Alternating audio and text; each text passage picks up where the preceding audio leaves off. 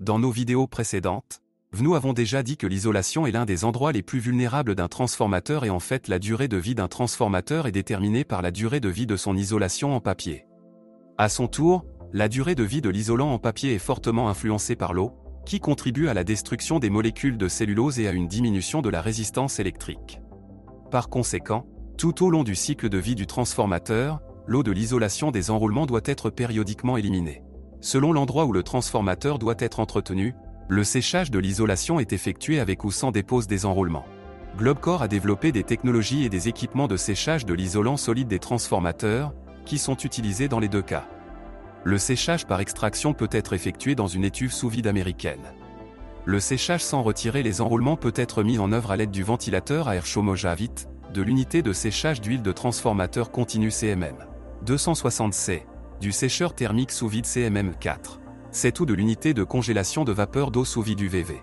Dans cette vidéo, nous vous montrerons comment la méthode de chauffage à basse fréquence est mise en œuvre, qui est l'une des méthodes de séchage des enroulements de transformateurs les plus avancées en termes d'efficacité d'extraction de l'eau, ainsi que d'économie de temps et d'énergie.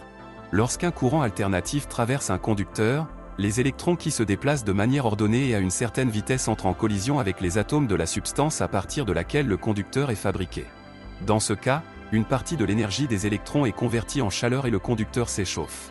L'idée derrière la méthode de chauffage à basse fréquence est de rendre cette chaleur contrôlable et de l'utiliser pour éliminer l'eau de l'isolation de l'enroulement. Afin de mettre en pratique cette méthode, nous devons utiliser un convertisseur de fréquence pour convertir le courant triphasé du réseau avec une fréquence de 50 ou 60 Hz en un courant triphasé avec une fréquence de 1 Hz. Dans ce cas, la valeur de l'amplitude du courant converti ne doit pas dépasser la valeur nominale du courant pour l'enroulement haute tension. De plus, le courant de fréquence déjà basse est fourni aux enroulements haute tension du transformateur déconnecté, tandis que les enroulements basse tension sont court-circuités. En raison du couplage magnétique entre les enroulements haut et basse tension, un courant contrôlé commence également à circuler dans les enroulements basse tension. En raison du flux de courant basse fréquence, les enroulements haut et basse tension sont chauffés de l'intérieur à une température de séchage typique de 110 à 120 degrés Celsius. Pour éviter la surchauffe, la température des enroulements est constamment surveillée pendant le processus de séchage. Du fait que lorsqu'il est chauffé par des courants basse fréquence, la source de chaleur est l'enroulement lui-même et que le chauffage provient de l'intérieur, l'élimination de l'eau de l'épaisseur de l'isolation se déroule plus rapidement et plus complètement par rapport aux autres méthodes de chauffage. La méthode de chauffage à basse fréquence peut être utilisée à la fois pour sécher les nouveaux enroulements avant leur installation dans le transformateur et pour sécher les enroulements des transformateurs vieillissants. Lors du séchage de nouveaux enroulements, la méthode de chauffage à basse fréquence peut être utilisée en conjonction avec des chambres à vide pour améliorer l'efficacité. Dans ce cas, les courants basse fréquence réchauffent bien les enroulements et l'eau libérée sous forme de vapeur est évacuée de la chambre en raison de l'évacuation.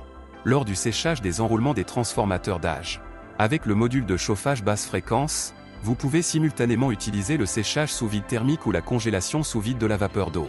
Cela élimine le besoin de retirer les enroulements du transformateur.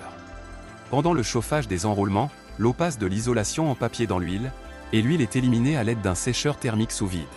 Après un cycle de séchage, la teneur en eau dans l'isolant solide du transformateur ne dépasse pas 1%.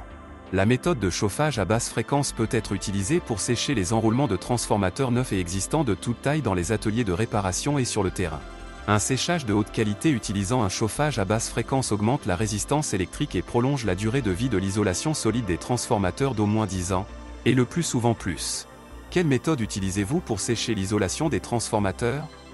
Partagez votre expérience dans les commentaires. Pour ne pas rater nos nouvelles vidéos sur le thème de la maintenance des transformateurs, abonnez-vous à la chaîne Globcore et recevez les notifications.